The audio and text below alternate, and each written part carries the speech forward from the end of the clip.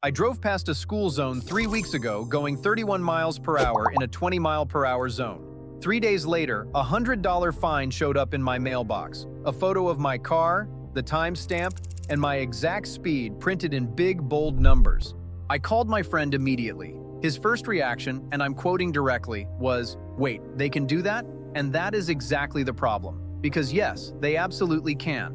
And there are a whole lot of other new driving laws that went into effect this year that most people have no idea about. If this is your first time here, welcome. This channel is all about the new driving laws of 2026, breaking them down so you actually understand what changed, why they changed it, and what it means every single time you get behind the wheel. Before we get into anything, I have a question for you, and I want you to drop your answer in the comments right now before we even start. Under the new 2026 move over laws in states like California and Minnesota, are you legally required to slow down or change lanes for a delivery truck parked on the side of the road with its hazard lights on? True or false? Drop it in the comments. I'll give you the answer before this video is over, and I guarantee most of you are going to be surprised. All right, let's get into it. Now, let's talk about what actually changed this year. Because it wasn't one big national law that flipped a switch overnight. What happened is that dozens of states moved in the same direction at the same time, and the combined effect is one of the most significant shifts in driving enforcement this country has seen in years. First, the hands-free phone crackdown. As of right now, 31 states plus Washington, D.C. have laws making it illegal to hold your phone while driving. Not just texting, not just calling, holding it at all, for any reason. And many of these states just started issuing actual fines in 2026 after years of only giving warnings. Iowa is the clearest example. They passed their hands-free law in 2025, but for that entire year, officers could only issue warnings. January 1st of 2026, that grace period ended permanently. The baseline fine is now $100. If that distracted driving causes an injury, it jumps to $500. If someone dies because of it, the fine reaches $1,000. $1,000 because a driver was holding a phone. Pennsylvania is the newest state added to this list. Their full enforcement starts June 6th of 2026. First offense is $50 plus court fees. Some states hit repeat offenders with $450 to $500 within 2 years. And the data backing all of this up is not soft. Colorado's Department of Transportation reported a 4.7% decline in distracted driving between 2024 and 2025, with an 8.3% drop in just the first month after their hands-free law went into effect. Then in April of 2026, the National Highway Traffic Safety Administration released a report showing that distracted driving caused 3,200 deaths and 315,000 injuries in 2024 alone. 315,000 injuries in a single year. That number is exactly why lawmakers stopped being patient about grace periods. Now, let's talk about school zone speed cameras specifically. This is where things get particularly interesting and, honestly, a little bit maddening. Cities across the country are activating these automated traffic enforcement systems right now in 2026, and most drivers have absolutely no idea they are in effect. Philadelphia started full enforcement on April 20th. Go 11 miles per hour over the limit in a school zone, and it is a $100 fine mailed to your house. 20 to 29 over, $125. 30 or more over the limit near a school, $150. The only good news is that those fines do not add points to your license. They do not contact your insurance company. The camera just sends you a bill like you ordered something and forgot about it.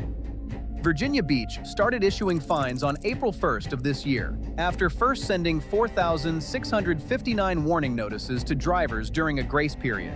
Baltimore is activating brand new school zone cameras on May 20th, 2026, with fines ranging from $40 all the way up to $425, depending on how far over the limit you were going. Rhode Island activated cameras just last week. The rollout is happening fast and in every direction, and it's not just school zones. Work zone speed cameras are expanding rapidly across multiple states as well, with similar automated enforcement technology. California went further than just cameras. Local governments there can now lower school zone speed limits from 25 miles per hour all the way down to 20. California also made it a finable offense, up to $1,000 per violation, to have any cover, spray, or accessory on your license plate that interferes with camera scanning, per violation, meaning every single time a camera catches your obscured plate, That is another potential $1,000 fine. So why is all of this happening at once? Because the numbers made it unavoidable. Pedestrian fatalities in the United States increased approximately 50% between 2013 and 2022, according to CDC data, even while vehicle occupant deaths declined during that same period.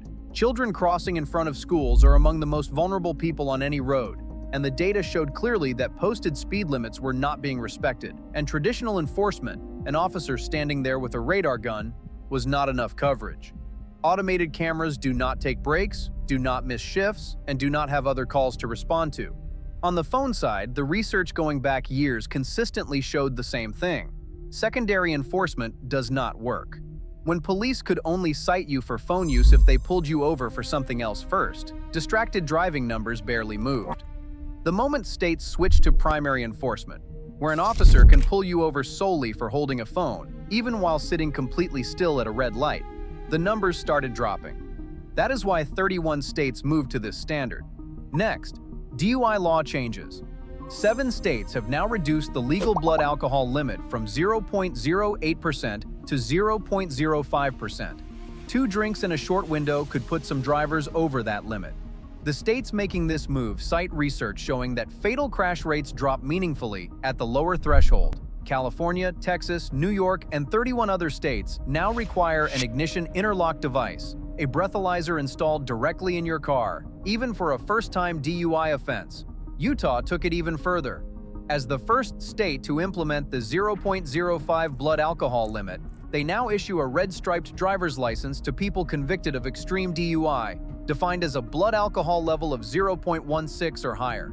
And every single bar and restaurant in the state is required to check every customer's ID regardless of age and refuse alcohol sales to anyone carrying that red-striped license. All right, stop for a second. I want you to think about your own drive, not some hypothetical bad driver. Your drive, the route you take every single day. How many times in the last month have you held your phone at a red light? How many school zones do you pass that you don't even consciously notice anymore because they're just part of your routine? Because that is exactly who these cameras and these fines are catching. Not reckless drivers flying through at dangerous speeds, regular drivers who just haven't adjusted to the fact that enforcement changed. That $100 ticket I mentioned at the beginning of this video, that was me. 11 miles over the limit in a school zone I had driven through dozens of times without a second thought. And that brings me to the Move Over Law update, which is one of the most overlooked changes of 2026. California, Minnesota, and several other states expanded their move over requirements this year. The old standard required drivers to slow down or change lanes for emergency vehicles only. Police cars, ambulances, fire trucks. That made sense, and most people knew it. The new standard in these states applies to any stopped vehicle displaying hazard lights. Any vehicle. Your neighbor broken down on the shoulder, a delivery driver double parked with flashers going, a tow truck at the side of the road. If they have hazard lights activated, you are now legally required to move over or reduce your speed. Violations carry doubled fines. Here is where I land on all of this, and I want to be straight with you. The school zone cameras? I understand the logic. The pedestrian fatality numbers are not made up, and 25 miles per hour past a crosswalk full of 8-year-olds is genuinely not as safe as it sounds. But the way Florida's camera program has been running is a whole separate conversation. Drivers in Florida have gone to court with evidence showing they were ticketed when school was not in session. Cases where the flashing warning lights, the lights that are specifically supposed to signal that the zone is active, never turned on at all.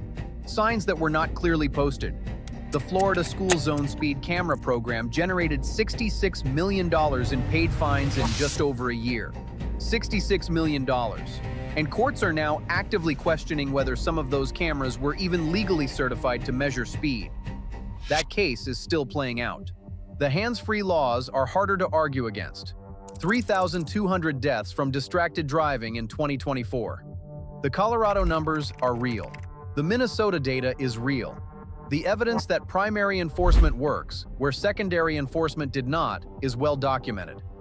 The lower BAC limits, the ignition interlocks, the red-striped licenses.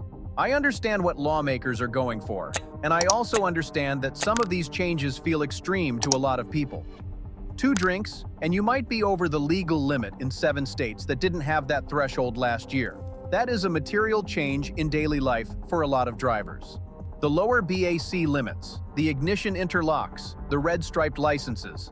I understand what lawmakers are going for, and I also understand that some of these changes feel extreme to a lot of people. 2 drinks, and you might be over the legal limit in 7 states that didn't have that threshold last year. That is a material change in daily life for a lot of drivers. What I genuinely cannot get past is the gap between when these laws change and when the average driver actually finds out. Not because the information isn't public, it is, but because nothing shows up in your mailbox ahead of time warning you that the camera on your regular route just went live. That is how a person ends up paying a $100 fine for going 3 miles over a limit they didn't realize had started being enforced by a camera they never saw. All right, remember that question I asked you at the very beginning? The delivery truck with the hazard lights on. True or false? Are you required to move over or slow down? The answer is true. Any vehicle, hazard lights. You are legally required to move over or reduce your speed. Most drivers, including people who have held a license for 20 years, assume move-over laws only apply to emergency vehicles. They did. They don't anymore in states like California and Minnesota, and the fines for getting it wrong are doubled compared to a standard moving violation. Go check the comments and see how many people got it right. And that ticket I told you about at the beginning? I paid it because the camera had the photo, the timestamp, and the speed, and there was absolutely nothing to argue. 3 miles over, clear as day. The most expensive moment of routine inattention I have ever had.